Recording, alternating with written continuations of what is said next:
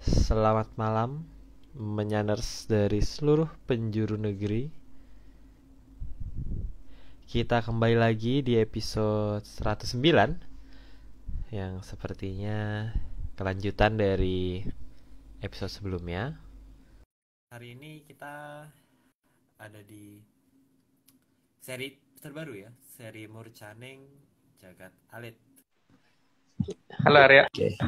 Halo. Halo. Ngantuk. Di mana? Di rumah? Ini Di di mana? Barat Berantas. Oh, oke. Oke. Aduh. Ini tampaknya backgroundnya baru ya. Enggak tahu Sama. warna putih. Saya juga kadang-kadang warna putih kan. Sekarang Oh, ganti-ganti lah. Masa ada gambarnya terus kali-kali enggak ada warnanya. oke. Om kayaknya suara aku bergema di Om.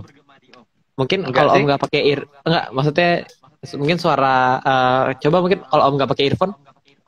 Coba ya. Tapi dengar enggak? Kalau gini. Coba sebenarnya kedengaran sih Om.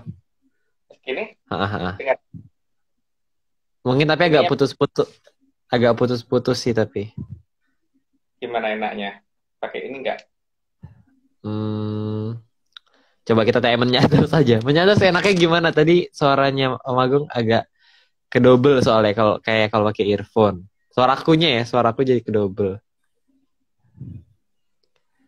Belum ada yang komen.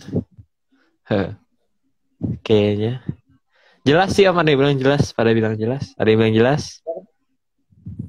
Pakai ini enggak? Ya, coba pakai dulu dia. Mungkin nanti di tengah-tengah kalau emang butuh lagi baru dilepas.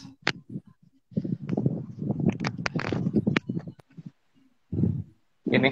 Saya bergema ya. Coba tes. Coba tes. Udah nggak? Tes. Masih. Masih. Masih ya Pak, suaraku yang ada double di sana. Enggak sih, suaranya Arya enggak double di sini.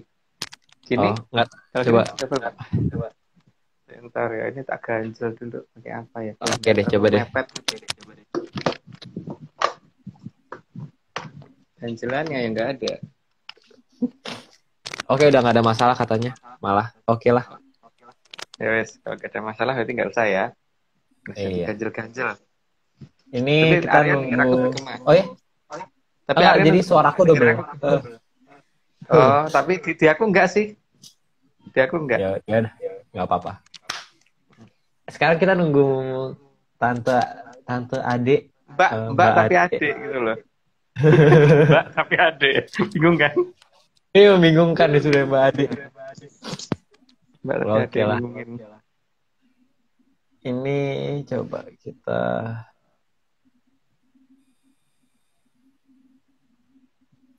Oke, kita tunggu. Hmm, coba aku chat ya. Udah online harusnya dia. Coba tanya.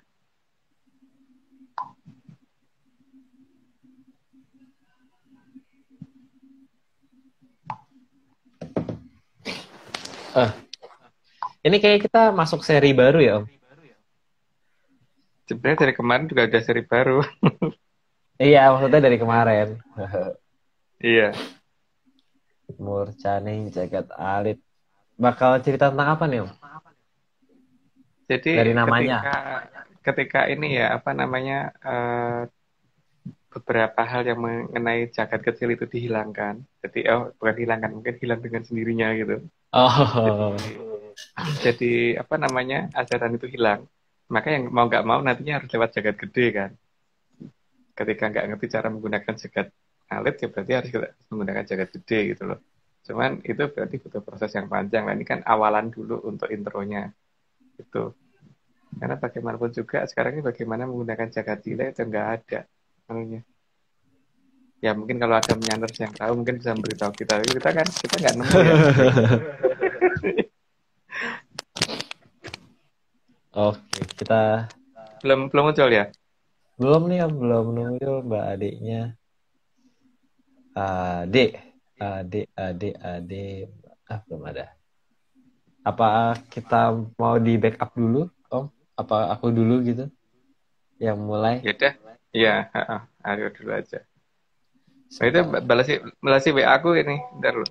Sudah tuh katanya. Hmm? Sudah Pakai akun katanya. apa? Pakai akun apa? Akunnya apa? Bentar nih tak WA Tahu itu. taunya bukan yang itu. Udah masuk ke udah masuk ke live-nya belum?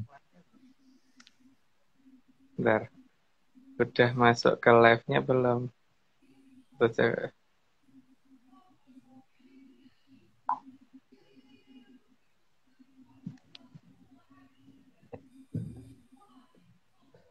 sebentar ya. Ini apa di telepon aja ya? Tak.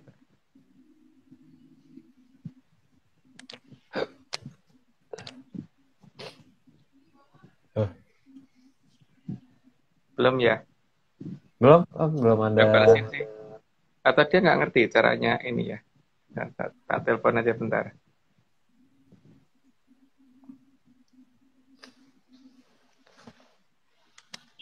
Halo Mbak, belum ada tuh kata Aryo.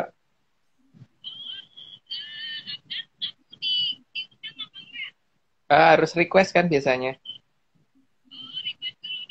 Ah, ah. Oke, yuk, yuk. Oke.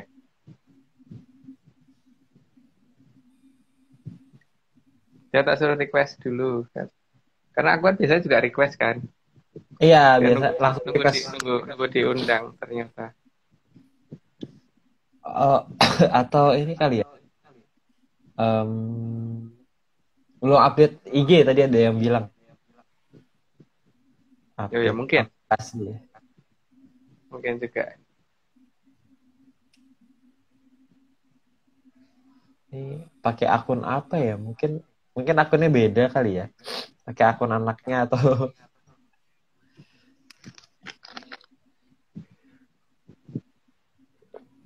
Coba Aryo telepon aja deh. Mungkin kalau Aryo, karena kan hostnya Aryo, jadi mungkin lebih gampang pakai HP yang satunya. sudah. Kita coba lagi. Apakah sudah ada? Belum. Oke. Kita tunggu mungkin sampai 8.10. 9.10 kali ya, Om ya. Bentar, bentar. Tapi mending ada telepon bentar deh. Ini aku Ada telepon. telepon bentar. Hmm.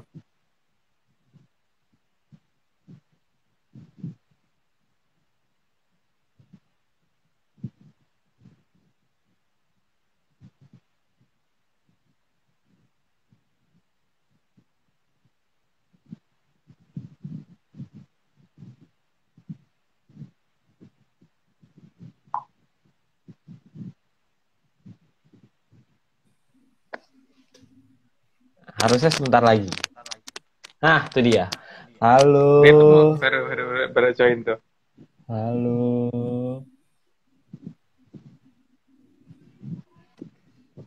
Itu baru join Aryo. Iya, Kelihatan tuh? iya. Iya, iya. Di tempatku juga kelihatan baru join. Halo, Nah, sorry. Tiup halo lilin Mbak. dulu soalnya. Oh, ada yang ulang tahun ya di situ ya.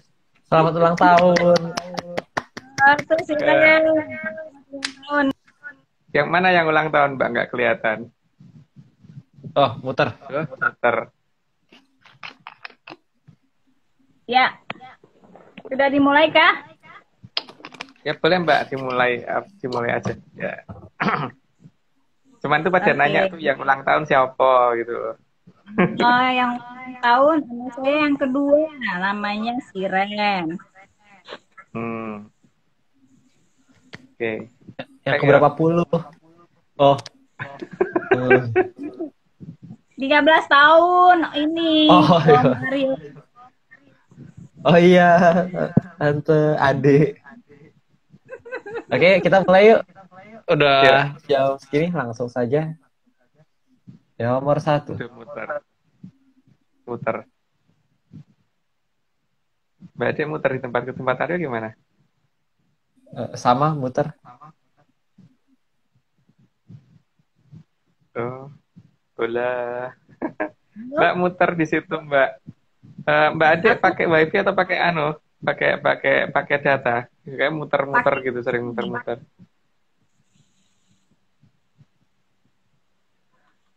pakai Halo, wifi. pakai wifi. Kalau pakai wifi harusnya bagus loh. Kayak dicoba, Mbak mulai aja Mbak nomor 1. Oke.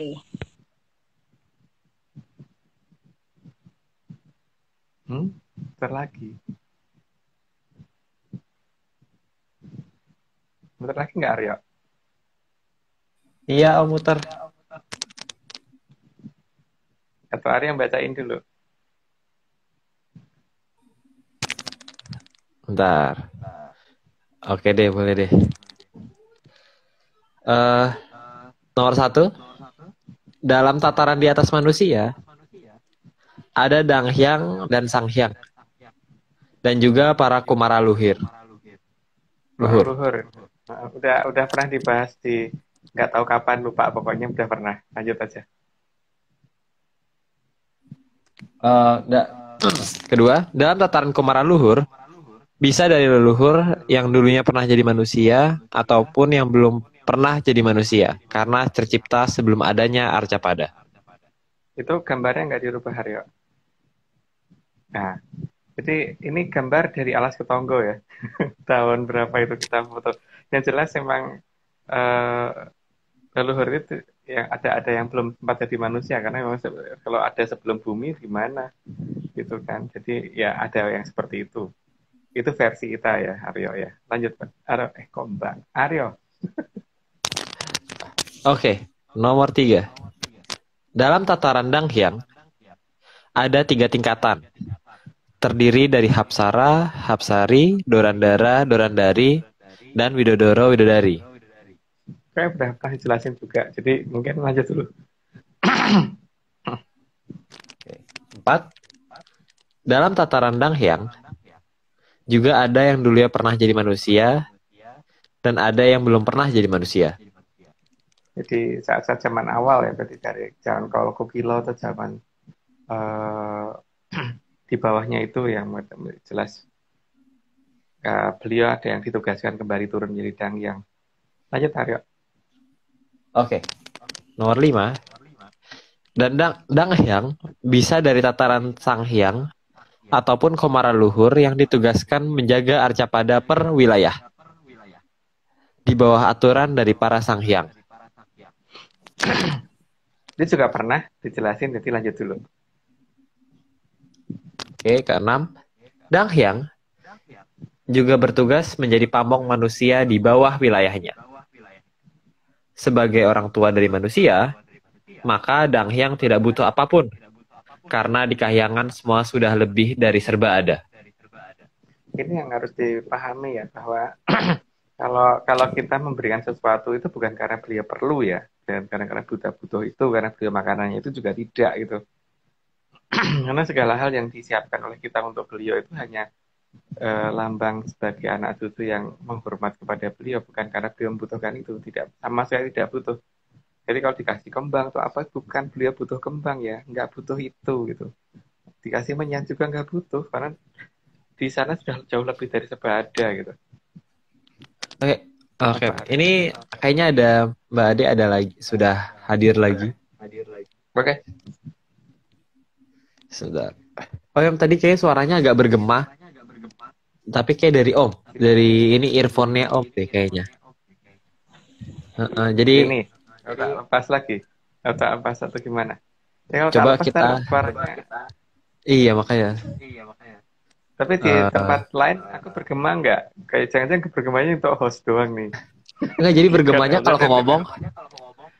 Oh, di Om Agung ada lagi suaraku.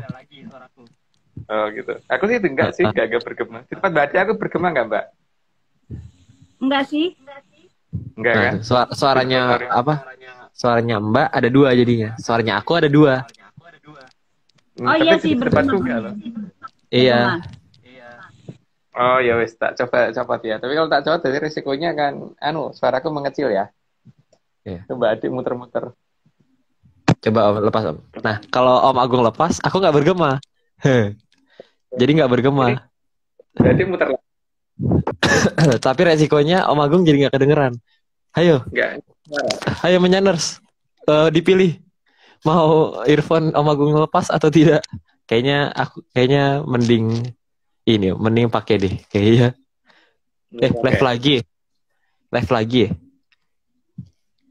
Jaringan di situ kurang kuat mungkin. Jadi Oh, mungkin ya. lagi di rumah lagi ada yang pakai yang lebih berat mungkin apa gitu.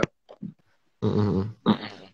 Nah, itu dia. Jadi kalau Om Agung pakai Jadi, earphone, suara aku jadi gema gitu. jadi Jadi kasusnya jadi di lucu. earphone-ku ya. Kasusnya di earphone-ku ya. Tapi aku misalnya kalau jaraknya jauh begini kan bisa nggak kedengeran.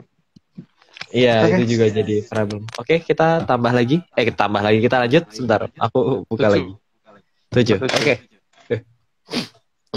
Danghyang pada dasarnya tidak membutuhkan apapun dari manusia. Maka Danghyang yang benar-benar Danghyang pasti tidak akan meminta korban dari manusia. Ya sekarang ini ya, beliau itu segala-galanya sudah punya gitu. Jadi mau butuh apaan sih? Kalau memang sudah nggak butuh apa-apa, masa minta sesuatu dari manusia. Ya kalau minta sesuatu dari manusia itu ya namanya bukan dangyang. Kalau dangyang itu yang ada pengennya beri kan, bukan minta gitu. Yang setauku begitu ya. Tapi ya itu disclaimer-nya apa, Aryo? Oh iya, ini lupa disclaimer hari ini belum. Jadi teman-teman, jadi ini semua cuma dongeng. Jadi kalau mau tidak percaya ya nggak apa-apa. Tapi kalau mau percaya ya usahakan jangan. Coba deh dipikir-pikir lagi pilihan hidupnya. Ya, oke. Oke, kita lanjut ya Om ya. Lanjut nomor 8 ya. Oke. Selain itu, Dang Hyang pasti tahu apa yang dibutuhkan anak cucu. Jadi tanpa melapor pun, kadang beliau sudah menolong tanpa meminta imbalan.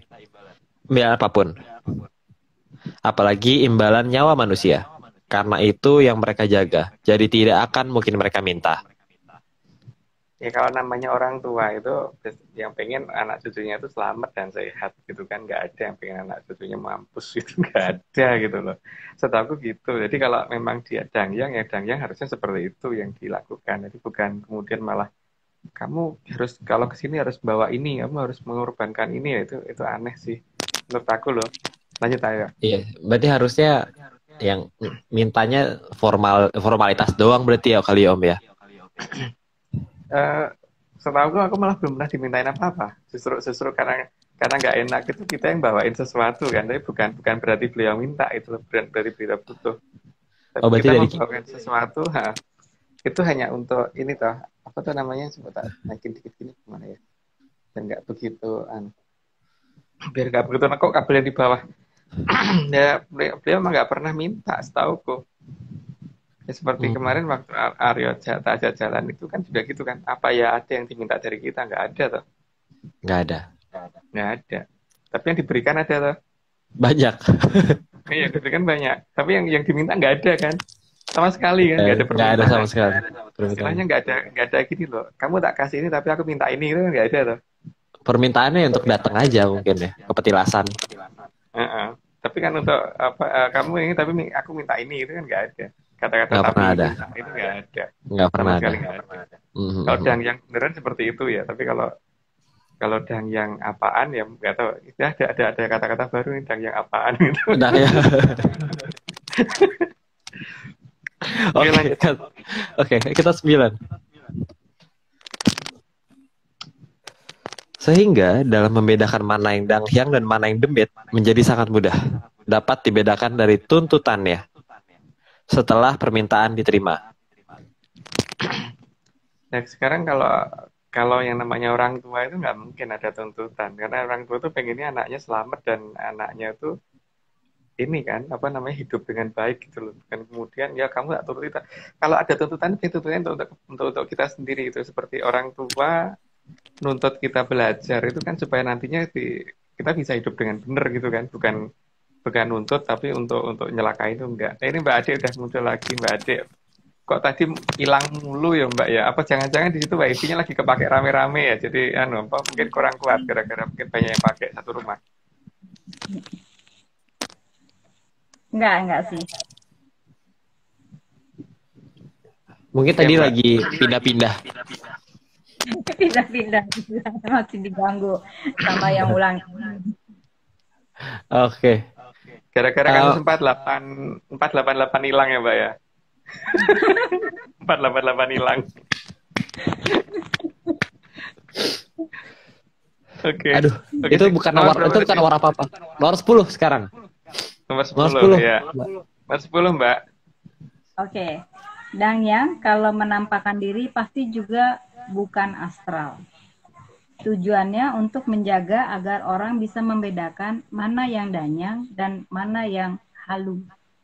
Ya karena kalau menampakkan dirinya astral nanti akan ini toh orang akan terlalu gampang mengatakan aku juga melihat gitu. Karena beliau juga tidak akan ke semua orang untuk mau dilihat. Karena kalau semuanya bisa ngelihat kadang-kadang terus nanti akan ada persepsi yang berubah-ubah gitu. Makanya biasanya ditujukan ke beberapa orang saja, tapi yang ini bisa dipercaya untuk memberitahukan lebih lanjut ke bawahnya nanti gitu. Jadi kalau melihatnya masih astral ya menurut kita bukan, karena leluhur tidak akan menampakkan diri secara astral kok. Wong demit aja bisa kok menampakkan diri secara nggak astral gitu. Ya seperti ada apa namanya tukang bakso bisa atau tukang apa itu kalau didatangi kuntilanak gitu kan, kuntilanaknya kalau datang nggak mungkin astral, kalau sore sampai kabur sampai itu ada itu gitu, ada Mbak Ade gitu, nggak mungkin astral. Gitu ya. Tapi Om, Uh-uh. ini kan cuma dongeng Om. Nah iya, lanjut Aryo. Disclaimer dilanjut. Ini cuma dongeng teman-teman. Jadi kalau nggak percaya ya nggak apa-apa. Tapi kalau mau percaya, coba deh dipikir lagi deh pilihan hidupnya. Sebaiknya jangan. Sebaiknya jangan. Oke, Oke, kita lanjut. Lanjut, Mbak nomor 11. Dongeng yang bikin penasaran ya Mas Agung. Karena para danyang tidak mau ada darah manusia keluar, maka itu juga bisa menjadi pembeda antara danyang dengan buto. Ya, karena kalau buto kan memang mangsanya itu ya, kalau dangyang kan tidak. Jadi memang ya di situ ada perbedaan mencolok sekali ya bahwa antara dangyang dan buto itu di situ itu. Jadi kita harus bisa membedakan berdasarkan itu. Yang paling gampang kalau minta korban ya berarti itu bukan dangyang. Gitu. Ya lanjut, Mbak. Pilak. Danyang juga tidak akan pernah memberi perintah untuk membunuh orang lain, apalagi orang tua sendiri untuk membunuh anaknya sendiri. Orang tua untuk membunuh anaknya sendiri. Ya nggak mungkin, ke orang lain aja nggak mungkin, apalagi ke anaknya sendiri nggak mungkin tuh. Atau anak ke bapaknya sendiri juga nggak mungkin itu, dengan alasan apapun ya, dengan alasan untuk menguji dan sebagainya nggak akan mungkin itu untuk kalau dangyang seperti itu. Karena kalau seperti itu kan dengan risiko nanti kalau ada yang menampakkan diri seolah-olah sebagai dangyang untuk memerintahkan seperti itu jadi logis. Makanya dangyang tidak akan memberikan perintah seperti itu gitu. Lanjut. Jadi nggak mungkin berbau-bau darah ya Om? Nggak mungkin. Nggak mungkin. Jadi nggak timbal ya? Nggak, sangat nggak banget. Itu ya. Oke lah, kita lanjut lah, ini dongeng aja. Yuk, Lanjut. 13. Keluar. Mana dia? Oke. Danyang juga tidak akan mau menukar nyawa manusia dengan pemberiannya. Karena danyang itu sangat sayang terhadap manusia. Ya iyalah, apa Gak ada tukar guling gitu kan? Nggak ada tukar-tukeran, itu juga nggak ada. Dan ya namanya orang tua tuh pasti nggak mau nanya ditukar apapun kan. Emang mau Mbak Siren ditukar sepeda? Kan enggak kan? Buat beca itu emang mau? Enggak Mbak. Nah iya, itu ya danyang seperti itu seharusnya. Di situ harus bisa dibedakan antara danyang dan buto, itu bisa dilihat dari tuntutan yang paling utama itu. Oke, lanjut Mbak. Karena danyang bukan buto, sehingga juga perlu toto kromo dalam bertemu dengan danyang. Yang pasti cara bertemunya bukan astral. Karena kalau astral nanti pasti akan bingung membedakan antara danyang asli dengan danyang yang jadi-jadian. Ya, ada juga yang jadi-jadian ya Mas? Ya, kita tadi membuat bahasa baru Mbak, danyang apaan gitu loh. Danyang apaan. Jadi antara danyang beneran sama danyang apaan itu pasti ada bedanya. Dan yang hanya ngaku-ngaku itu pasti akan ketahuan. Karena apa? Beliau tidak akan pernah menampakkan astral dimanapun. Karena setahuku di petilasan manapun belum pernah loh yang namanya Dangyang menampakkan diri secara astral. Mak Jelab itu ya benar-benar wujudnya gitu, tidak dalam bentuk bayangan samar-samar. Kecuali kalau memang tidak bisa melihat, ya itu beda perkaranya. Tapi ya itu berdasarkan Aryo, disclaimer-nya apa Aryo? Ini cuma dongeng. Dongeng. Oke, jadi teman-teman kalau mau nggak percaya, dipersilahkan sangat untuk tidak percaya. Tapi kalau mau percaya, coba diusahakan jangan. Jadi kita lanjut saja. 15 ya Om. Iya, 15. Sehingga kalau ada Dangyang menampakkan diri secara astral, maka dia pasti bukan Dangyang. Pasti bukan, jelas itu pasti bukan. Karena dia nggak pernah nampakin astral. Harus jelas. Karena ya namanya orang tua pengen dikenali anak cucunya. Kok kalau nggak pengen dikenali ya astral aja nampaknya. Tapi kan memang pengen dikenali. Mana ada orang tua nggak pengen dikenali anaknya. Seperti Mbak, masa nggak mau dilihat sama Siren? Kan Ya enggak mau toh. lah. Makanya itu nggak mungkin, astral itu nggak mungkin di sini. Ini lanjut Pak. Terkadang ada beberapa Dangyang yang meminta kembang untuk dibawa ke petilasannya. Kembang ini bukan untuk dimakan oleh sang Dangyang loh. Ya bukan, karena memang beliau bukan makannya bukan itu gitu. Lucu aja sih kalau itu untuk sarapan beliau itu juga nggak mungkin gitu. Nah untuk apanya ini di nomor berikutnya gitu. Pak Aryo. Oke lanjut Mbak. Tapi tujuan dari Dangyang lebih pada agar anak cucu mengenali baunya. Karena belum bisa melihat, jadi bukan untuk dimakanannya para Dangyang. Jadi supaya anak cucu itu kenal dengan bau itu. Jadi kalau suatu ketika kalau misalnya di kamar tiba-tiba ada bau itu, oh berarti si Dangyang yang ada di petilasan tadi datang, ya gitu kan. Karena mungkin matanya belum dalam bahasa Jawa belum sangkep pondrionnya itu loh. Dari itu pihak kayak manusia. kemarin ada waktu di Tonggo itu kan kemarin ada wangi apa gitu di Alas Ketonggo kemarin itu. Wangi loh wangi. Nah iya, seperti itu Mbak. Kalau belum sangkep pondrionnya paling tidak beliau menunjukkan dengan cara seperti itu. Karena masalahnya juga beliau juga khawatir kalau misalkan muncul tiba-tiba ini toh kabur, malah kitanya malah takut gitu loh. Jadi paling tidak ini bisa dijadikan jadi dia meminta kita membawa kembang tertentu itu bukan untuk beliau makan, tapi kenali loh bau ini. Jadi kalau aku datang lagi itu ada bau seperti ini gitu di tempatmu, walaupun di tempatmu nggak ada kembang gitu Mbak. Oke. Itu Mbak, ada Mbak Rina itu nyapa. Halo Mbak Rina. Salam buat ponakan-ponakan.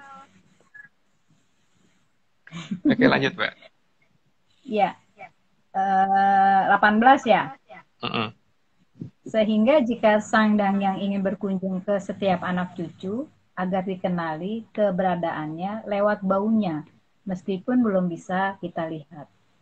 Itu kan hanya untuk ini ya, tadi seperti cerita tadi supaya kita ngerti bahwa oh beliau datang gitu loh.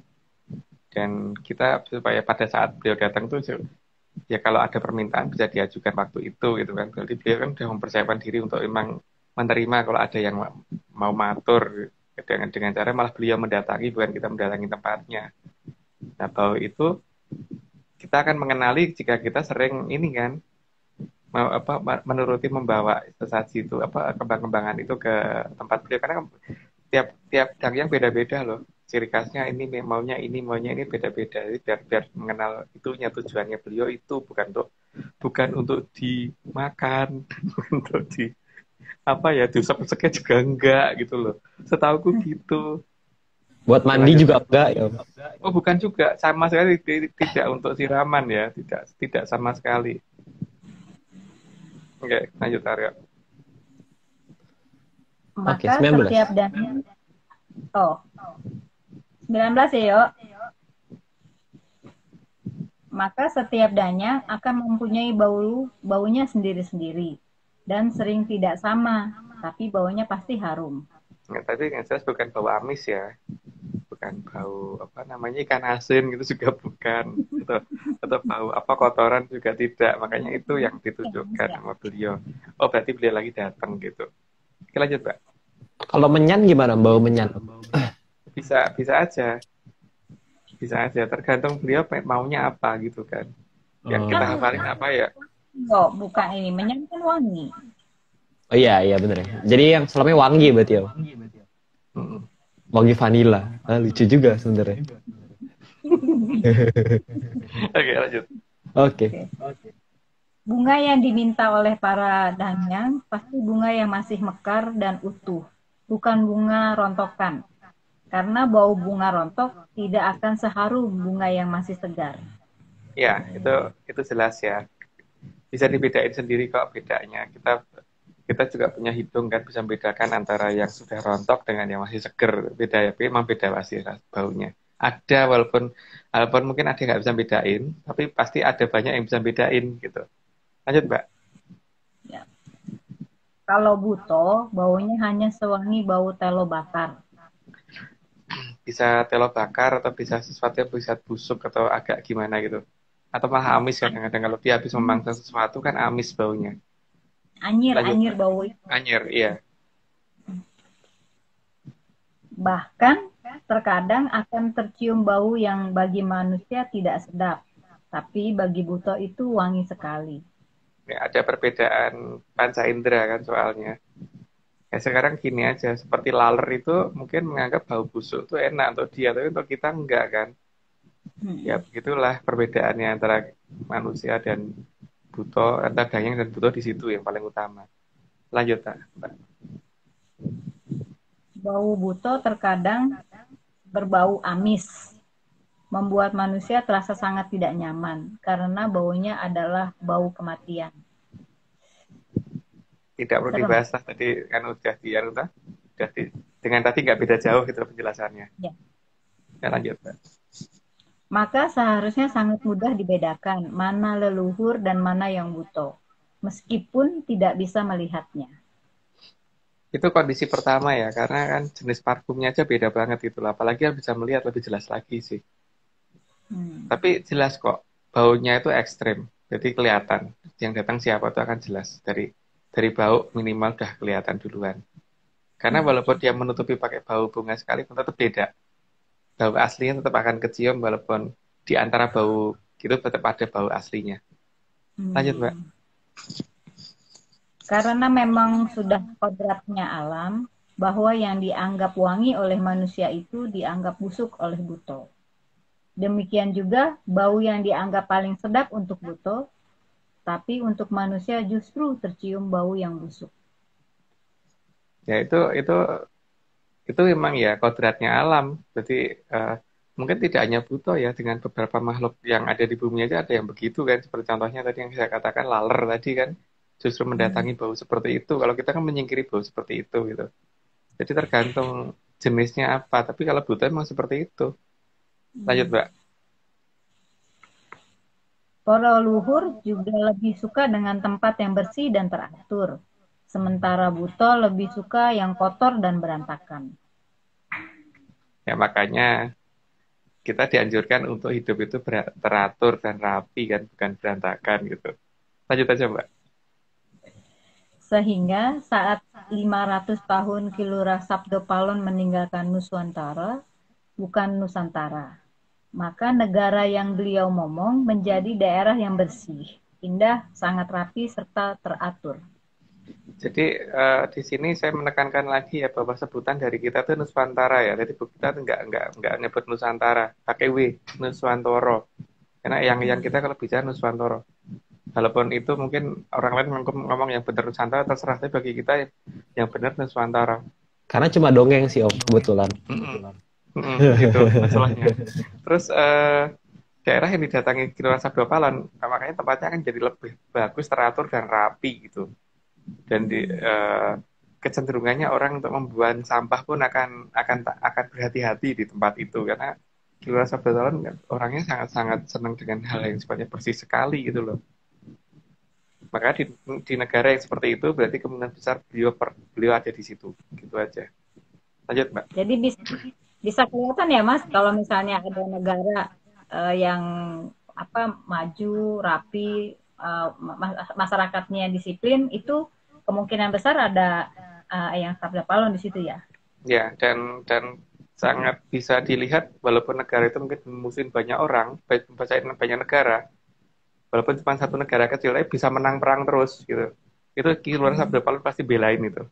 Walaupun mungkin seluruh dunia mengecam negara itu. Gitu. Itu ciri khas Ki Luar Sabda Palun. Lanjut, Mbak. Oke. Bahkan tempat sampah pun akan dibuat sebagus mungkin agar orang tidak jijik dengan tempat sampah, meskipun jijik dengan sampahnya.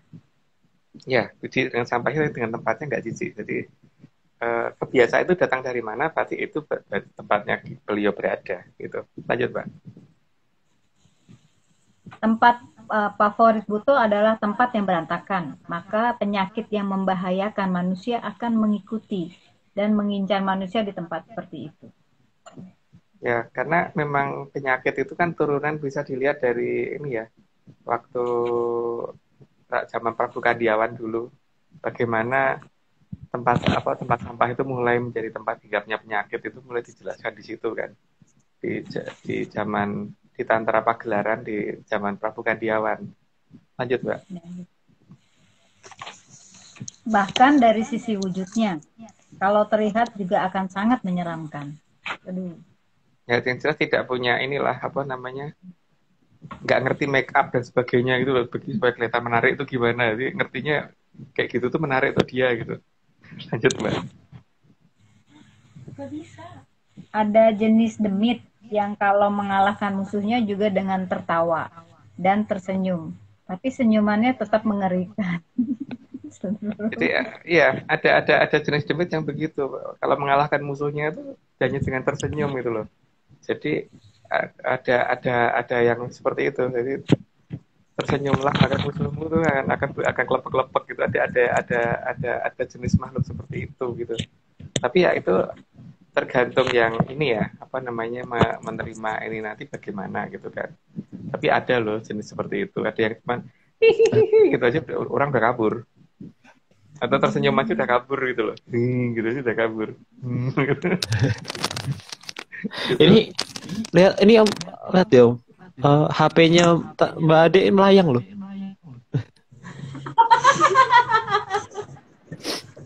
Wah, Jangan dibikin terbang Mbak HP-nya Mbak. Nanti bingung nanti orang-orang. kasihan loh orang-orang ini loh. Kan mau pembuktian. Oh, pembuktian.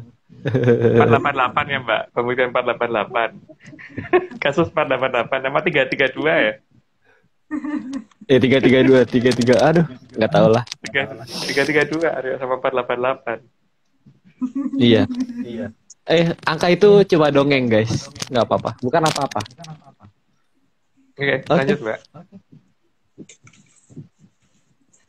Oke, ada juga demit yang dinamakan gelundung peningkis yang sering menyamar jadi ayam saat malam. Saat ayam tersebut dipegang, mendadak akan berubah jadi kepala yang tersenyum dan senyumannya sangat membuat orang jadi ngeri. Jadi hati-hati dengan yang sering tersenyum ya. Jadi jangan sering-sering senyum ya Aryo. Tadi kita gelundung pecing nanti. Makanya kalau tersenyum musuhnya kalah kan. Jangan tersenyum makanya. Itu kayak ini ya. Apa? Kalau Bali itu ya bukan? Bukan. Beda Mbak, itu di Jawa kok yang sering kelihatan. beda makhluk Gelundung kayaknya. pecingis namanya. Beda makhluk mungkin. Tapi kalau di sana kalau ada mungkin namanya beda kali. Tapi saya nggak tahu namanya apa kalau di sana. Oke, Mbak, lanjut. Jadi kalau leluhur Danyang serta Sang Hyang tidak akan mau menakut-nakuti anak cucunya. Ya ngapain tuh, kurang kerjaan namanya kalau nakut-nakutin. Ini lanjut aja Mbak. Meskipun tempat singgahnya kadang mirip seperti dekat pohon besar, tapi kadar menyeramkannya tetap akan berbeda. Mungkin Arya bisa cerita dikit ya, waktu di tengah hutan itu walaupun tempatnya sangarnya seperti itu, tapi tentrem kan di situ, tidak ada kesan sangar. yang seru sih sebenarnya tempatnya kelihatannya serem gitu kan karena orang bilang ada ular, ada apa, kalau jengking lah apa. Tapi ketika datang ya aman, kayak nggak ada apa-apa aja. Nyamuk aja nggak berani datang. Yang jelas semua ular kesirap semua kan, semua tidur semua. Berarti pada saat kita injek juga, ularnya juga nggak bangun. Iya, iya itu Kena pernah dengar. sensor gitu ya. Jadi Ada kan ya, kemarin yang kita injek masih melek Kemarin itu baru kemarin. Mbak Ade ikut ya. Diinjek tetap melet aja tapi nggak bangun.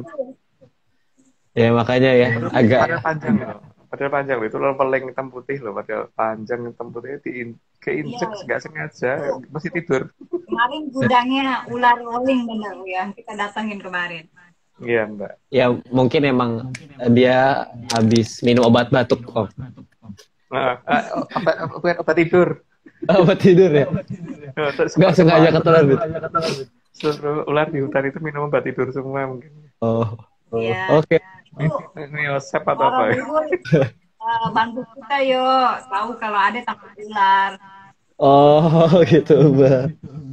Oke. Oke, lanjut. Lanjut yuk. Oke, bahkan para dandannya juga berbeda sekali karena di alamnya demit memang tidak ada penata rambut yang profesional. Makeup juga nggak ada. Nah, profesionalnya dia kayak gitu loh. Jadi kalau membedakan Danyang dengan demit di situ paling enggak itu dari jenis tataan rambutnya itu kelihatan bahwa make up wajahnya dan sebagainya itu lucu-lucu kalau mereka. Jadi kalau Danyang kelihatan beda dong. Ya lanjut Mbak.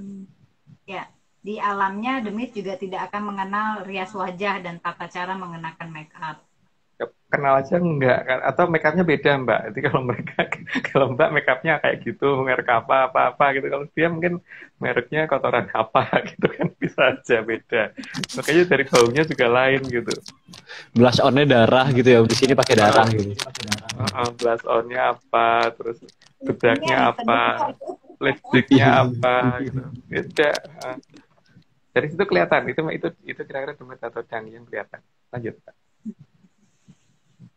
Di alamnya demit juga tidak mengenal penjahit baju profesional karena bajunya hanya tampak itu saja.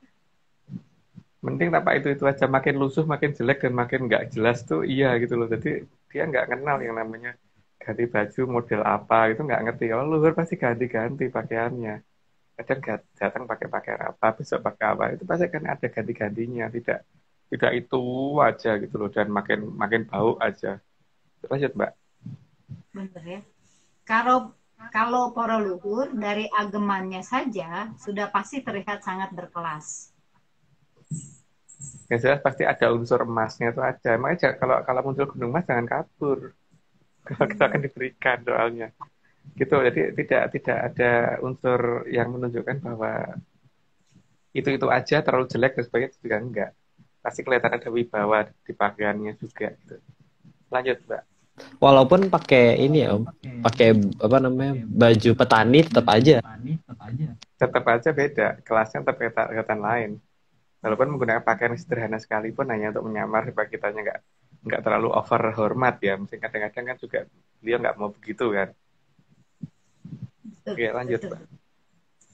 Bahkan tatanan rambut, bau badan, dan bentuk badan pasti akan diusahakan proporsional agar anak cucu tidak takut.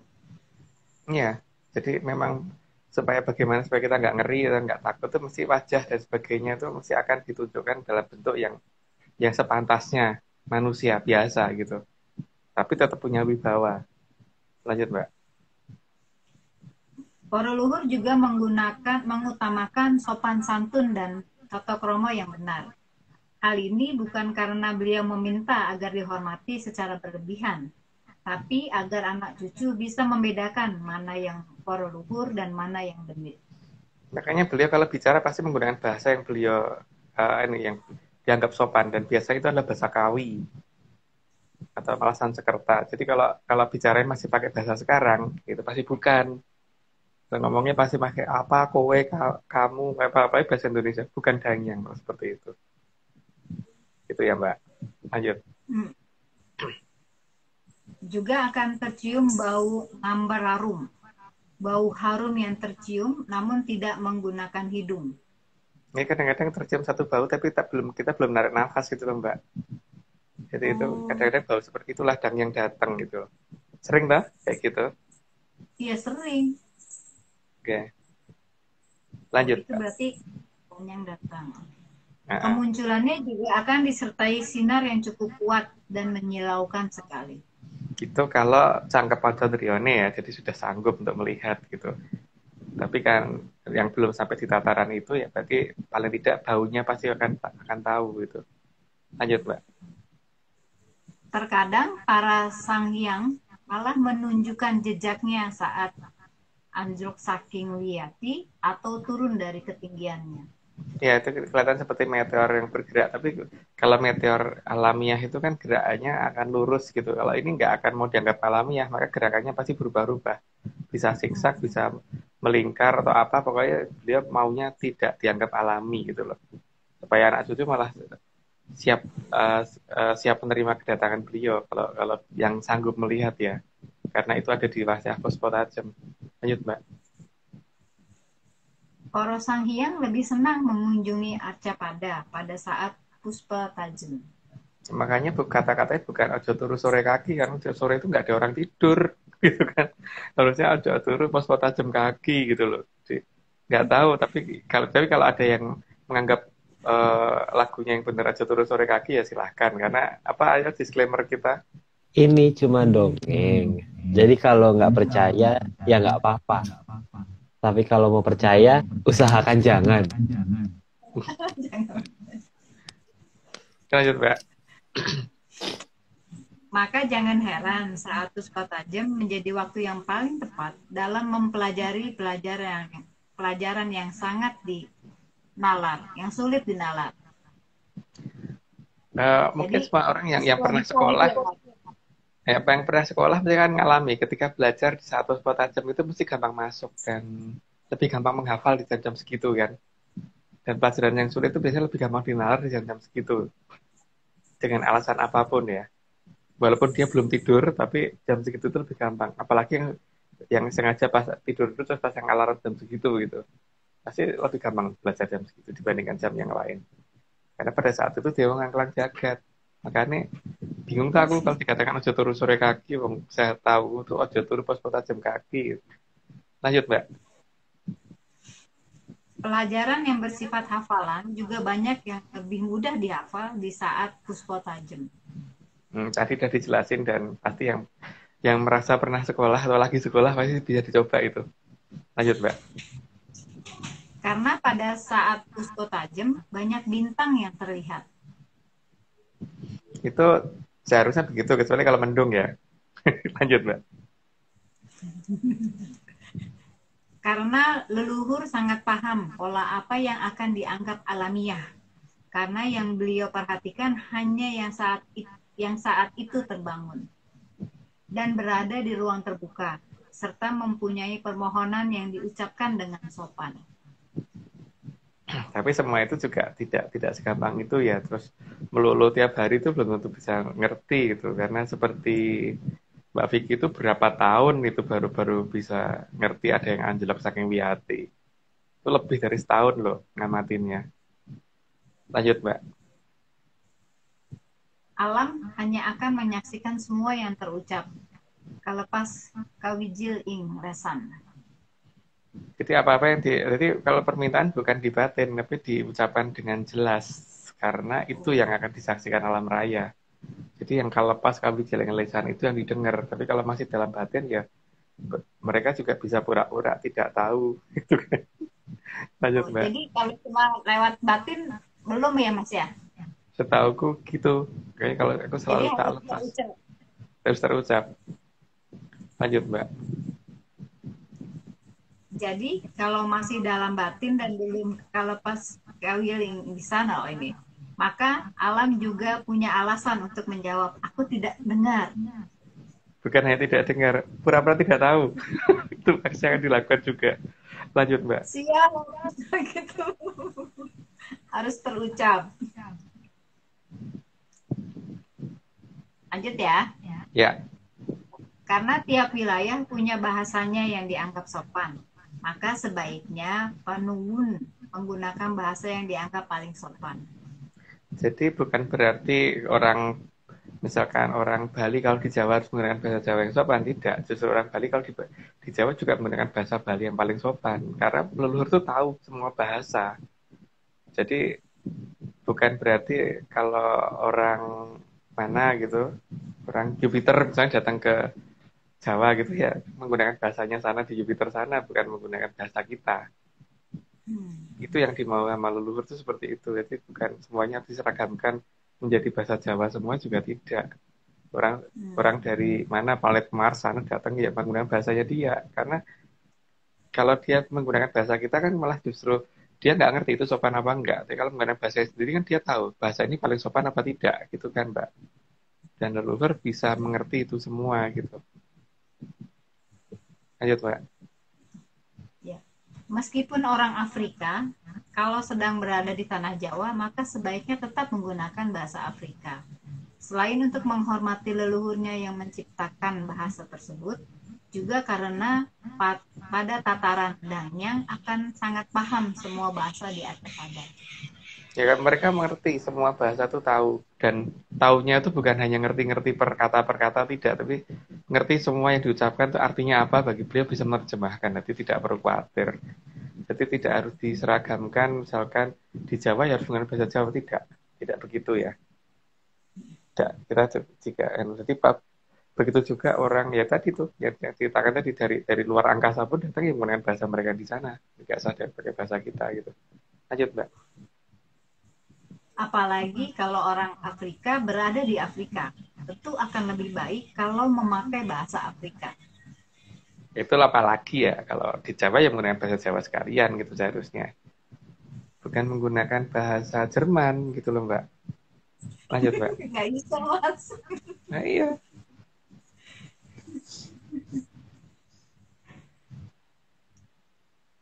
Karena semua Danyang akan saling menghormati dan tentu saja mengerti bahasa yang dimiliki oleh daerah yang mungkin manusia tidak paham. Ya namanya Dangyang, kalau bukan Dangyang ya nggak ngerti, perlu penerjemah mungkin kalau bukan Dangyang. Kalau seperti kita ya betul-betul penerjemah, kalau beliau ya enggak gitu. Lanjut Mbak. Betul. Punya translate sendiri. Tempat singgah leluhur saat sebelum gelap juga kadang bisa diamati dari lapisan di atas cakrawala yang berubah cukup aneh.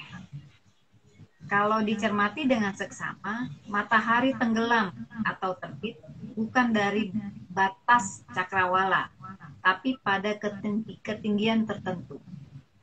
Itu mungkin Mbak perlu cerita sendiri tuh. Kemarin waktu ngeliat Atlantis yang sampai itu gila seperti Wonderland atau seperti apa itu yang Mbak lihat sendiri itu kemarin. Lihat apa Mbak? Lihat entah ya itu ke Bendang Kamboyan atau Majapahit waktu di Bogor, itu di atas ini juga, dan Atlantis ya Mas ya, itu memang di atas batas cakrawala ya, ada lapis putih gitu. Nah, dia berada di kalau gedung-gedungnya, kalau bahasa saya sih kemarin kayak batu nisan karena waktunya kotak-kotak gitu hitam. Itu ada di atas putihnya itu, dan ada di bawahnya kayak gerbang. Sudut berapa derajat Mbak elevasinya untuk waktu melihat itu? 3 derajat. 3 derajat ke atas kan? 93 derajat dari garis vertikal kan? Jadi 3 derajat horizontal ya? Terus dari ketinggian berapa itu Mbak? 1200 MPL ya? MDPL ya. Terus yang di pinggir pantai berapa derajat yang di pinggir pantai itu? Di pinggir pantai kemarin berapa derajat lupa. 6 ya? 6. Oh iya 6. Terus yang kelihatan bentuknya kayak apa Mbak? Yang apa Mas? Itu loh. Bentuknya kayak apa? Ya, bentuknya warna. kan Mbak sempat melihat kan bentuknya warna putih. Kayak ini Disland. Disneyland. Di Disneyland putih gitu, kayak Gapura ya, itu ya Gapura kayaknya sih. Warnanya Kalau pinky atau warna putih? Pink atau putih? putih agak Merah pink jauh. dikit. Nah, Ya itu Iya, berdasarkan pink. pengalaman Mbak Ade loh, bukan saya loh. Mbak Ade yang ini. Oke, kita lanjut, belum Mbak. pernah lihat ya Om ya. Dikit-dikit. Oh dikit. Dikit-dikit. Ah, Yang tapi moto Aryo tapi. yang paling jengkelin itu adalah kita dengan mata dengan kasat mata, dengan mata ini bisa kita lihat, tapi kalau kita abadikan itu nggak dapat. Maafkan aku Mbak, kameraku nggak aku bawa. Disuruh bawa kamera nggak mau sih, ya udah. Maafkan Jadi, aku. apa yang paling menjengkelkan lagi adalah kalau kita sudah kepengen pulang, makin banyak yang bisa kita lihat. Gitu. Itu dia. Pulang. Oke, lanjut. Oke lanjut. Manusia juga akan mengenali sekuning kahyangan yang ada di atas tanah. Itu kalau harus mengenali, karena kalau jagat alimnya sudah nggak ngerti bagaimana mengembalikan dan bagaimana menggunakan itu untuk mencapai kayangan, ya berarti harus mulai ngerti jagat gede kan. Tapi ya gini istilahnya, kalau kita ngerti pesawat terbang dan kita punya tiket pesawat, tapi kalau tiket pesawatnya kita buang, ya mau nggak mau kita harus ngerti bagaimana kalau jalan kaki dari Jakarta ke Surabaya, minimal itu kan. Walaupun sebenarnya sia-sia amat kalau ada pesawat terbang kok jalan kaki gitu. Ya, tapi itu harus dialami kalau misalkan nggak ngerti bagaimana ke bandaranya di mana, terus beli tiket pesawatnya bagaimana, ya harus begitu kan. Lanjut, Mbak. Manusia juga harus paham saat seperti apa leluhur memberikan anugerahnya yang hanya bisa ditangkap dengan menggunakan mata. Itu yang biar gitu. Jelas banget itu satu spot aja. Mungkin Arya yang pernah lihat kalau itu ya. Yang biar. 4 Lihat apa ya? tidak. Lihat apa ya? Ada deh. Oke, lanjut aja. Oke. Maka leluhur memilih saat puspa tajam agar bisa diterima oleh yang masih terjaga di waktu puspa tajam. Makanya bingung dong. Aja turu sore-sore kaki itu bingung aku. Lanjut, Mbak. Dan tentu saja saat turunnya anugerah berupa gemerlapnya angkasa bukan diterima dengan mata terpejam. Ya, karena emang kita harus sambil melihat ya, waktu masuknya kekuatan kan begitu memang masalahnya. Itu kalau berdasarkan mandolo kiri kita ya, tapi kalau mandolo kiri yang lain ya nggak tahu. Terpejam Tapi terus sambil rebahan ya Om. Apalagi terpejam lebahan terus gulingan terus di dalam Selimutan. tendanya dalam rumah gitu kan, terus rumahnya di dalam gedung. Kalau itu pules mas, nggak boleh. Terus tapi disclaimer-nya apa, ada disclaimer-nya? Oh iya ini cuma dongeng. Jadi kalau nggak percaya ya nggak apa-apa. Tapi kalau mau percaya coba deh dipikir-pikir lagi deh. Usahain jangan. Oke, lanjut, Mbak. Oke lanjut. Juga bukan diterima dengan membuka mata, tapi tidak penuh. Ya cuman gini doang ya. Gini doang ya enggak lah. Oh, kayak ngatur-ngaturnya ya mas. Harus mengamati dengan melihat dengan jelas ke arah itu kan. Itu masuknya kekuatan kan seperti itu. Lanjut, Mbak. Dalam menerima anugerah dari alam, juga harus dalam kondisi waspada, bukan kondisi yang tidak sedang waspada, dan harus di ruang terbuka. Jadi juga bukan sambil ngobrol kan. Kalau sambil ngobrol ya hilang bablas. Makanya sebaiknya sendirian. Dan sambil mengamati dengan jelas di luar sana ada apa gitu kan. Jadi bukan dari dalam rumah, tapi dia harus di luar rumah gitu. Itu ya, berdasarkan pengalaman yang Mbak Ade itu maksudnya. Lanjut, Mbak. Hal itu karena manusia ada dan merupakan bagian dari alam raya. Ya karena memang manusia bagian dari alam raya, makanya harus mengerti dan mengamati alam raya supaya nanti ngerti arahnya kita harus kemana gitu kan pada saat akan berjalan kemana gitu. Lanjut, Mbak. Maka sangat dianjurkan saat melihat indahnya alam raya justru tidak menggunakan alat bantu. Ya sia-sia kalau menggunakan alat bantu karena kekuatan itu ini dulu kan kepental oleh itu alat bantu tadi seperti teleskop dan sebagainya harus benar-benar nggak pakai alat bantu apapun. Lanjut, Mbak.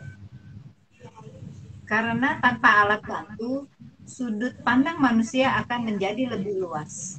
Ya jelas itu ya. Kalau alat bantu kan terfokus pada satu wilayah kecil. Tapi kalau ini kan pandangan kita sangat luas. Itu yang pernah ngalamin kan Bopo Aryo soalnya. Lanjut, Mbak. Apa ya Om ya? Tidak ditanya. Oke, lanjut. Jadi ini ya tidur di ruang terbuka gitu loh ya, liatin langit yang banyak bintangnya. Terus merem, Mbak.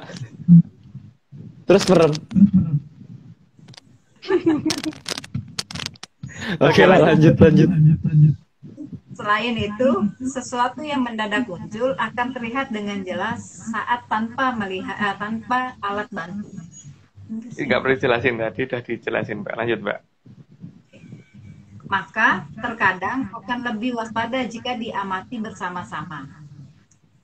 Lebih waspada, tapi jangan kemudian ngobrolnya dihentiin. Jangan ngobrol kalau lagi seperti itu. Cuma nanti begitu lihat itu gitu kan, itu nggak apa-apa. Tapi kalau keasikan itu ngobrolin film Korea atau apa gitu kan, yang ada keburu hilang. Ngeliatin ini Mas, atas gitu Mas. Tapi nanti yang gara-gara ngobrolin film Korea jadi hilang gitu kan, Mbak.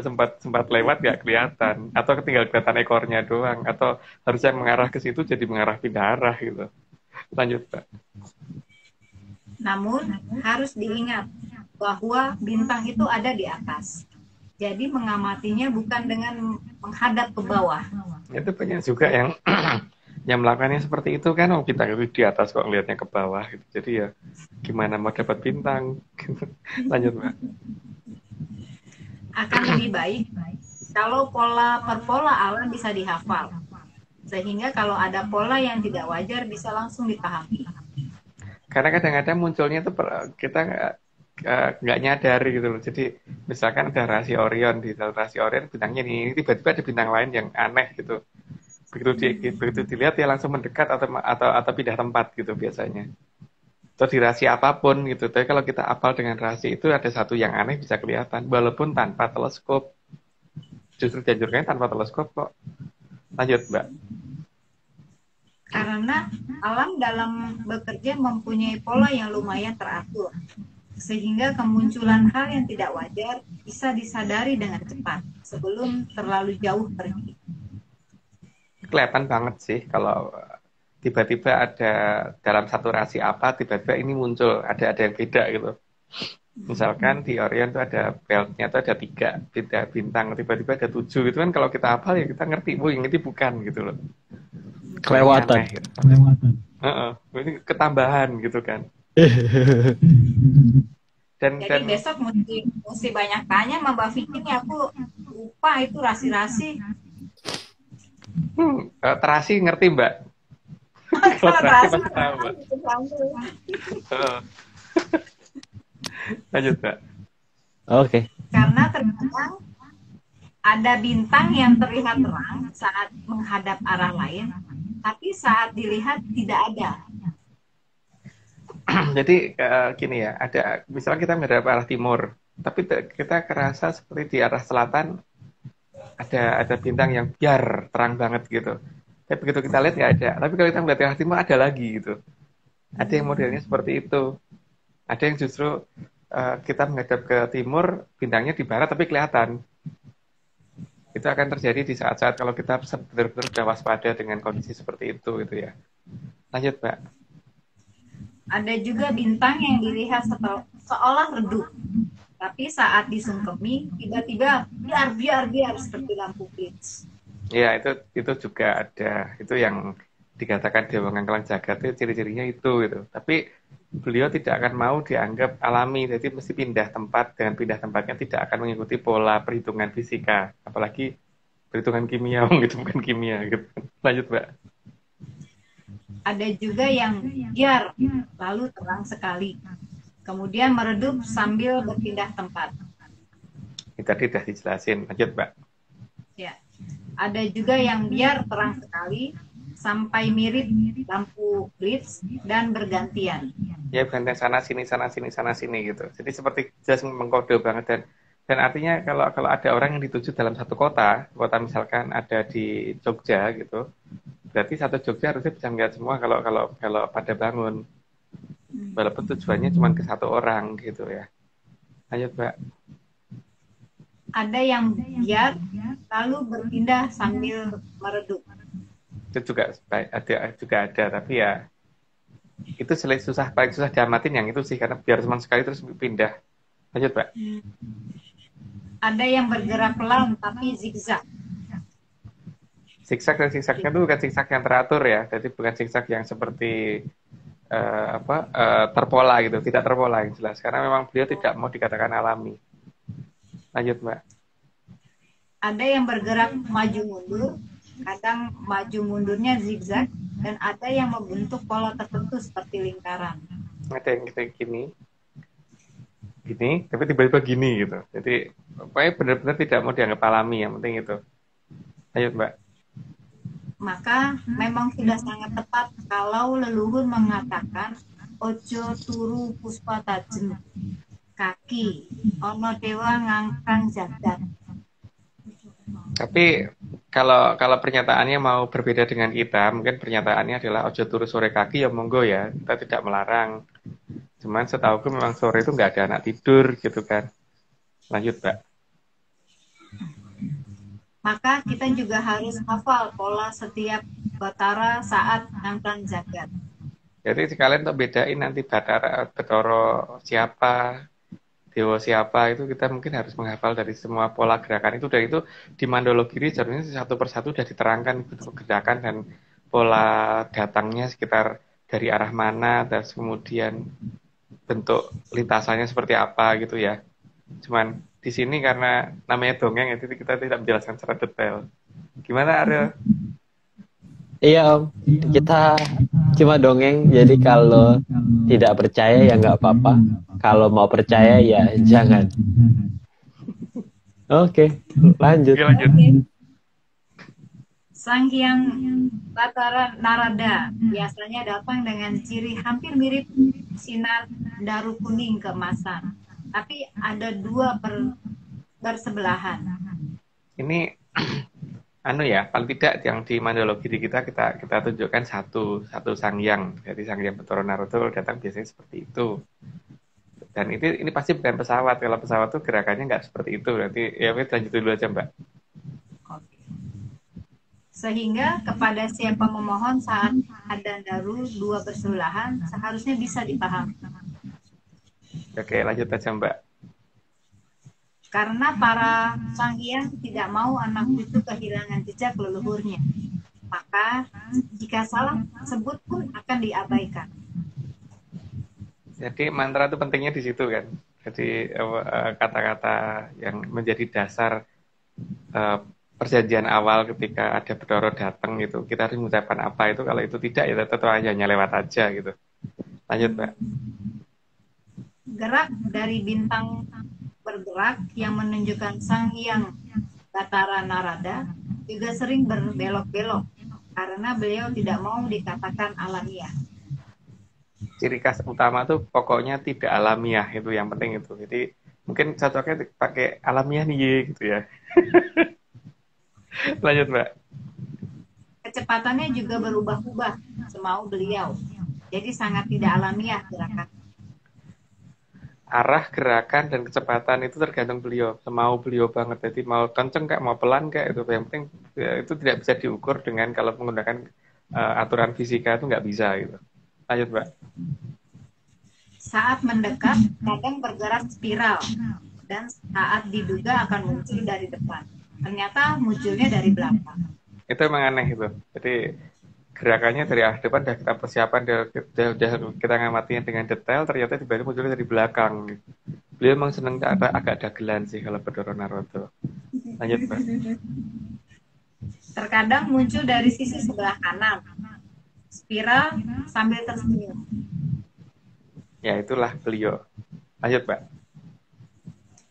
Sang Hyang Batara Narada adalah Batara yang sangat lucu pola tingkahnya dan sering membuat tersenyum dan tertawa yang didatanginya. Ya, caranya datang tuh aneh-aneh banget, Mbak. Jadi memang pasti ngakak deh kalau ngelihat beliau datang. Itu sempat senyum tuh pasti. Ya, makanya bangun Puspa Tajam. Lanjut, Mbak.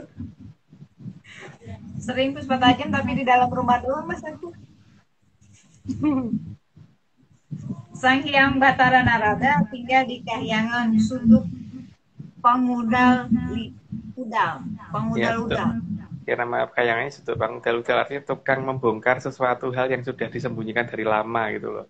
Atau sesuatu yang disalaharahkan, atau sesuatu yang dibelokkan oleh sejarah dan sebagainya. Tukang buka itu beliau itu. Gitu, Mbak. Lanjut.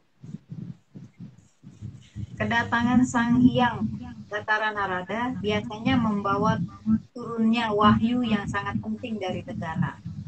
Dan kedatangannya juga memperhitungkan agar yang ditemuinya tidak takut kepadanya.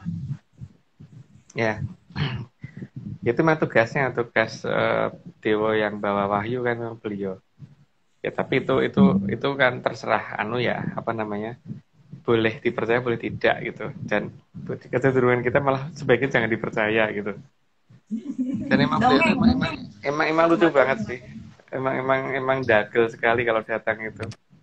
Seneng ini bikin ngakak kalau datang dan tidak terduga. Jadi kelihatan dari depan, munculnya dari belakang gitu. Dari samping, atau dari mana gitu. Bisa enaknya banget sih. Apa, Aryo? Enggak apa-apa. Tadi cuma pengen bilang ini dongeng. lanjut ini dongengnya lanjut. Oh, ya. Ini dongeng guys. Jadi kalau nggak percaya ya nggak apa-apa. Tapi kalau mau percaya ya jangan. Oke, lanjut. Dulu awalnya Sang Hyang Batara Narada bernama Resi Kaneka Putra karena putra dari Sang Resi Kaneka. Lanjutnya masih ada tulisan bawahnya. Yang kemudian naik ke Kahyangan karena tidak terima kalau Sang Hyang Batara Guru naik sebagai rajanya Kahyangan.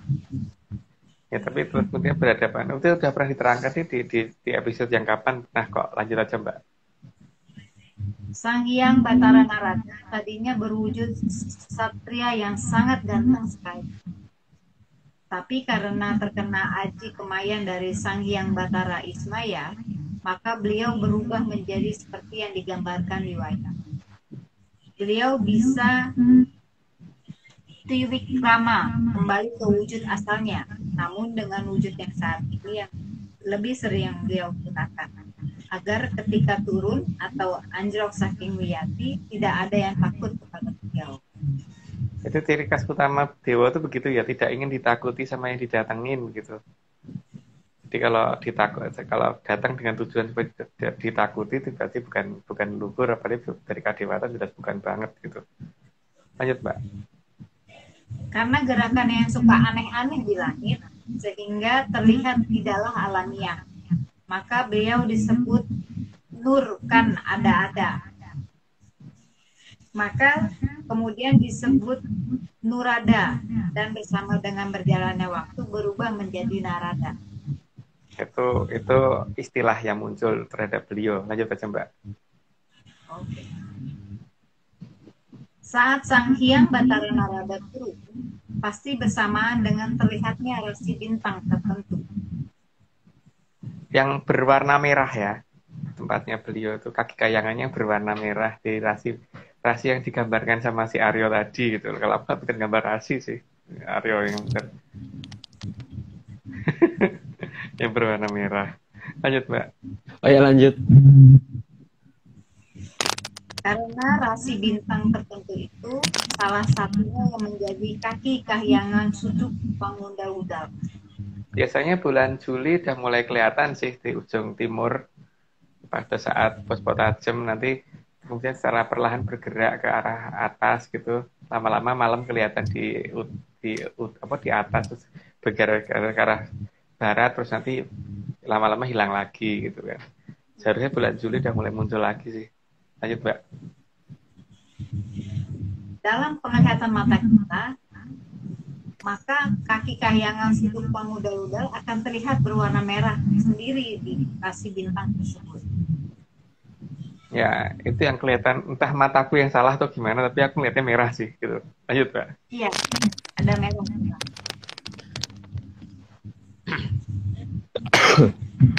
Kaki kahyangan sudut pangudal bentuknya kalau dilihat saat ini yang terlihat membesar, namun kadang mengecil tapi lalu membesar lagi, sesuai dengan pemiliknya yang suka aneh-aneh.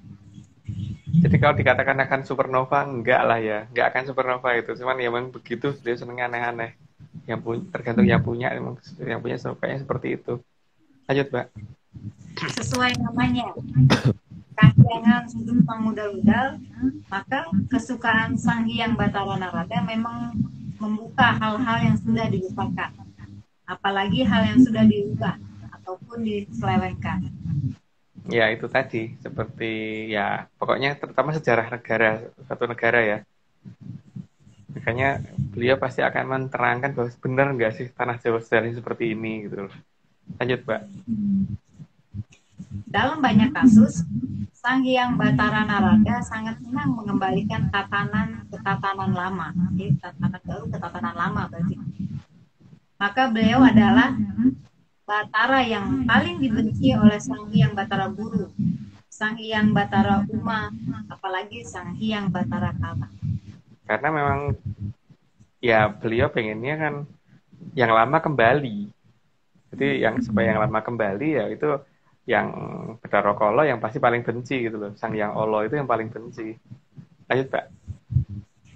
Saat datang menemui manusia, pasti hanya kepada manusia yang masih terjaga di saat Puspota dan yang melakukan hal tersebut dalam jangka waktu yang sangat lama. Dan pada saat rasi yang merupakan kaki kayangannya beliau pas ada ya. Kalau enggak kan berarti beliau bukan tugasnya beliau untuk turun. Lanjut Mbak. Kedatangan Sang Hyang Batara Narada biasanya membawa anugerah. Anugerahnya bisa dalam bentuk benda berharga, pusaka, bahkan wahyu yang semuanya sangat penting untuk kelangsungan negara. Dalam bahasa ekonomi ya, kalau menurut Aryo berarti bebas PPN, bebas PPH, sama bebas apa Aryo? PPN, PPH, PPN, PPH sama apa lagi ya? Aku lupa ya. Mungkin nggak bisa dilacak oleh itu kan? Oh pajak. Oleh pajak. Nggak bisa kan? Datangnya dari kayangan ya, bukan dari pajak.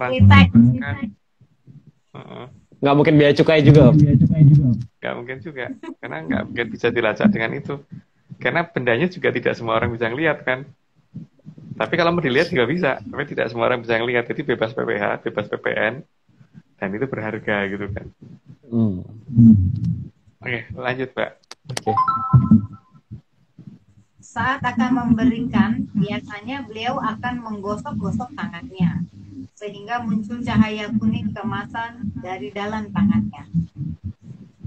Ya, lanjut aja, itu nggak perlu jelasin. Sinar keemasan tersebut sangat menyilaukan mata, maka yang berhadapan biasanya akan menutupi matanya. Jadi gini ya, gitu. Kemudian jadi gini, ya lanjut Pak. Oh, silau. Maka tata cara hormat seperti ini dilakukan karena menahan silaunya sinar tersebut, dan agar dianggap sopan maka tidak membelakangi beliau apalagi kabur. Oh. Ya. Itu berdasarkan Mandologiri. Oke, lanjut Mbak. Tanpa disadari, biasanya gerakan kepala pasti akan menunduk karena silaunya sinar yang dibawa oleh Sang Hyang Batara Narada.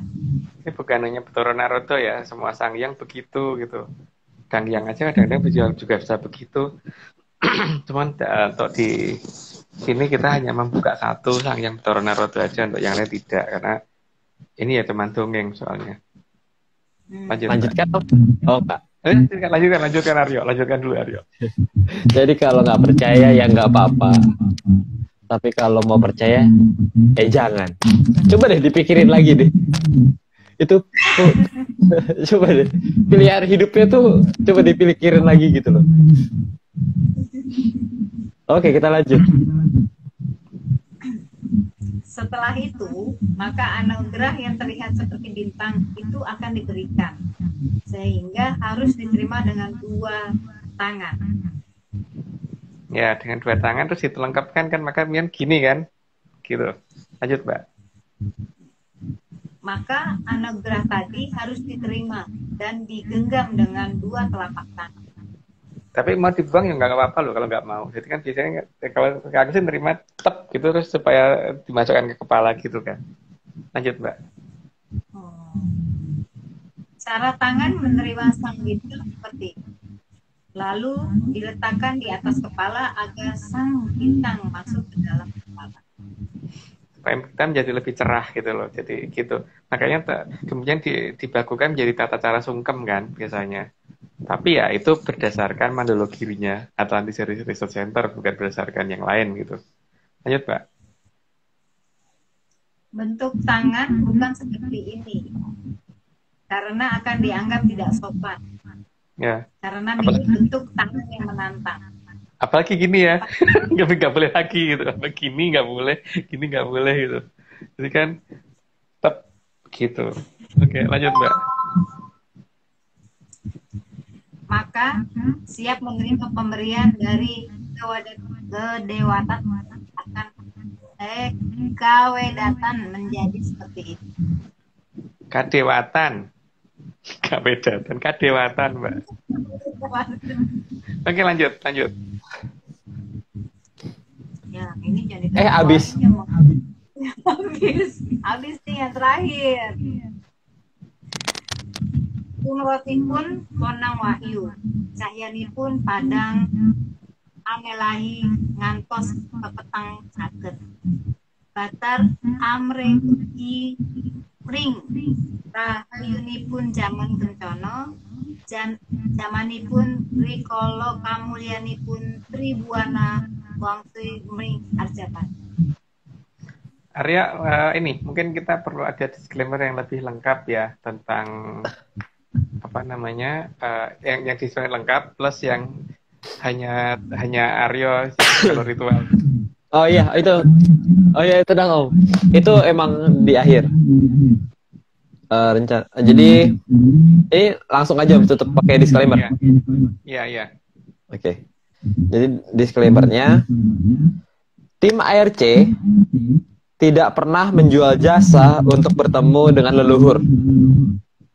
Ritual resmi hanya dilakukan oleh Mas Agung, Mbak Vicky, dan juga Mas Aryo. Untuk informasi resmi, hubungi Vicky Ananda. Oke. Terus Pak Raja, terima kasih. Oh iya, mungkin terakhir kali disclaimer yang seperti biasa. Ini cuma dongeng teman-teman semua. Jadi kalau nggak percaya ya nggak apa-apa. Kalau mau percaya, coba deh dipikir-pikir lagi. Gitu. Jadi ya kalau bisa sih jangan. Gitu. Oke. Jadi sekarang kita tutup ya Om. Berarti? Berarti apa tidak ada kata-kata terakhir? Mas Agung kali ada kata-kata. Jangan kata-kata terakhirnya masih ada. Oh ya, hari ini maksudnya loh Mbak. Gimana? Ya udah begitu aja, yang penting Okay. apa namanya? Ini kita cuma dongeng berdasarkan data dari Selat Mandorogiri yang kita punya. Ini bukan yang beredar. Yang beredar karena pasti akan beda jauh dengan apa yang kami miliki ya. Yang kami miliki memang paling aneh dan mungkin paling nggak jelas di dunia gitu. Jadi juga jangan dipercaya gitu kan. Jadi, mungkin itu sama yang ritual itu juga kali Om, harus di ini juga kali ya. Untuk ritual atau di ARC ini hanya dilakukan oleh 3 orang ya. Jadi untuk yang selain itu hati-hati gitu ya. Hanya saya, Aryo, dan Mbak Vicky Ananda. Karena yang sudah lumayan sangkep Poncondrion itu Aryo sama Mbak Vicky gitu. Kalau saya kan enggak. Uset. Ya, kita lanjutkan saja. Kita parade terima kasih sebesar-besarnya kepada Kitugo Jatijoyo Morogo yang sudah mau menyediakan jatahnya. Kemudian terima kasih Bopo Agung untuk mau jadi narasumber dan juga sudah membuatkan slide. Terus kemudian Tante Mbak Ade yang sudah biar nggak boros umurnya jadi Mbak Ade ya. Mbak Ade. Kau nggak konsisten, udah Mbak Ade. Yang benar mau Ade apa Mbak? Atau kayaknya diganti H aja gimana Mbak? Jadi Mbak Ade. Oke, terima kasih Mbak Ade sudah mau menyumbangkan suaranya.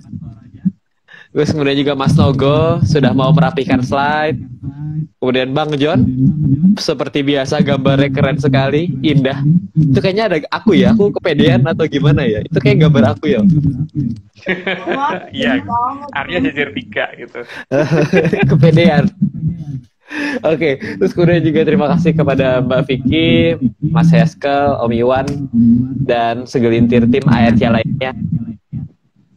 Juga terima kasih kepada Danyang di 488 dan 332 ya, KM 332 dan KM 488. Terima kasih kepada Danyang di kilometer 332 dan 488. 488 iya. 488 sudah membantu perjalanan dari perjalanan kami lah.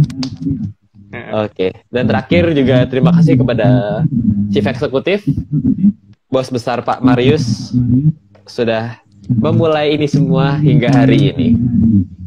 Jadi sekian dari kami. Teman-teman yang di Madiun kemarin dan tadi teman-teman di Madiun jamuannya luar biasa. Terima kasih Madiun sama teman di Jogorogo. Ya, terima kasih. Sambutannya luar biasa banget. Keren. Yang dari jauh-jauh juga Om, dari Tuban. Tuban. Ada yang datang dari Tuban ya, sampai lupa aku. Makasih banget gitu pada sejauh-jauh seperti itu dibela-belain datang. Ya, untuk dengerin Arya bercerita. Oke, jadi sekian dari kami. Kita bertemu lagi di pertemuan berikutnya di episode 110. Oke, jadi salam sehat, semoga semua sehat dan dalam kondisi yang sehat, bugar. Jadi sampai jumpa dan salam menyan. Oke.